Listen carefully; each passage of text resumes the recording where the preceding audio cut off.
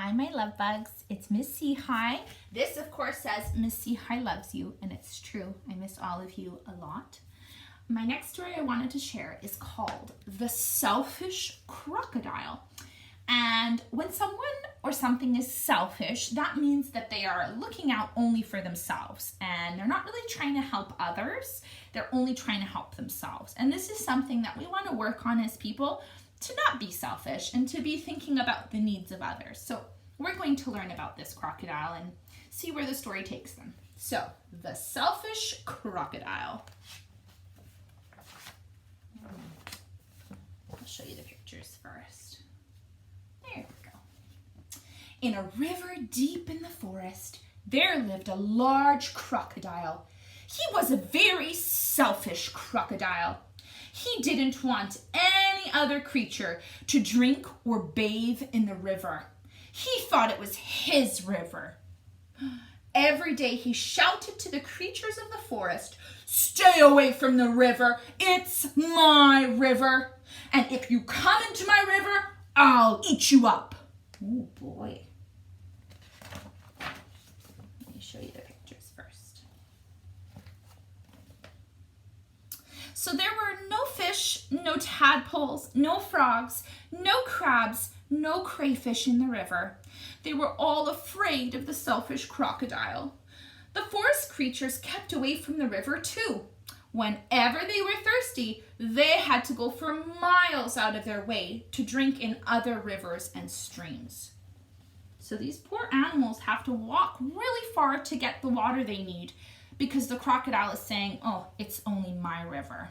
That's not very kind. Every day the crocodile laid in the sun on his great big back, picking his big sharp teeth with a stick. Oh.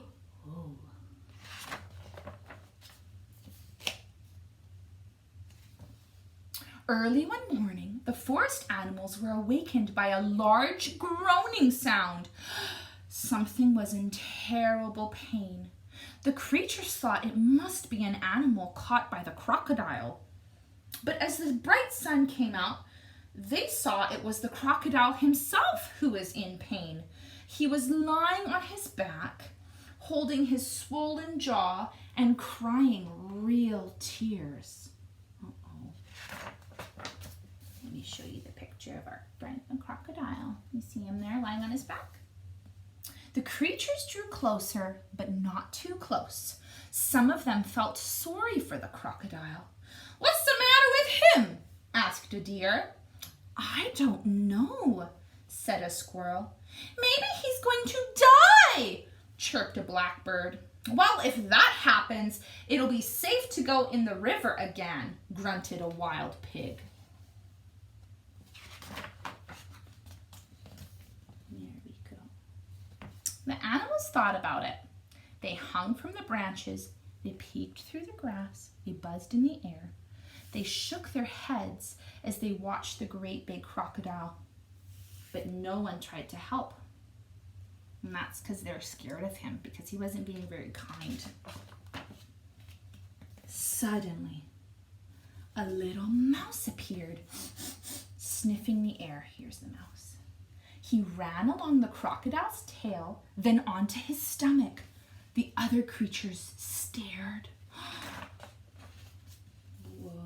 What the mouse is doing.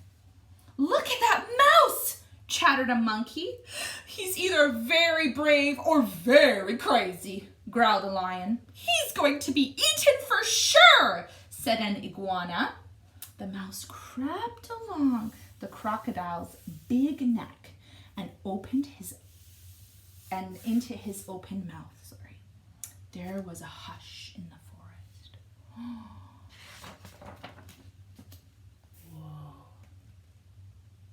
The mouse took hold of something and pulled and pulled and pulled. Finally, he pulled it out, put it on his shoulder, and walked out of the crocodile's mouth. The astonished creatures began to cheer. The crocodile sat up and said, "The pain is all gone." Then he saw the mouse walking down his stomach, carrying an enormous crocodile tooth on his shoulder. So So that's what the mouse pulled out. It was I guess a tooth that was in pain. Your bad tooth was giving you a toothache, said the mouse, turning around to face the now smiling crocodile.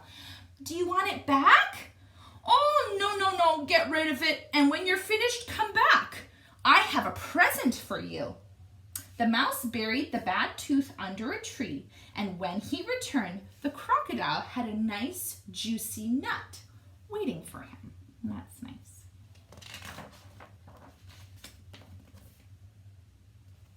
As the crocodile watched the mouse eat his nut, he said, "You must be very smart if you can cure a toothache, and very kind too. I'm so grateful. But what should I do if my toothache comes back?" "Don't worry, I'll help you take care of your teeth," answered the mouse, nibbling away. Soon the crocodile and the mouse were best friends. Oh, that's nice. Let's show you the picture first. Not long after, the crocodile sent all the animals an invitation. "Please, come and drink and bathe in the river. I won't hurt you. The river belongs to all of us." So that's showing that the crocodile isn't being selfish anymore. He's sharing with everyone and looking after them. The creatures weren't afraid to drink and bathe in the river anymore. Although the crocodile was sometimes a little grumpy, they grew to love him. And soon the river was once again full of fish and tadpoles and frogs and crabs and crayfish. I want to show you all the little animals who are back in the river. And that is the end of our story. I love you guys so much. Take care. I'll see you next time. Bye.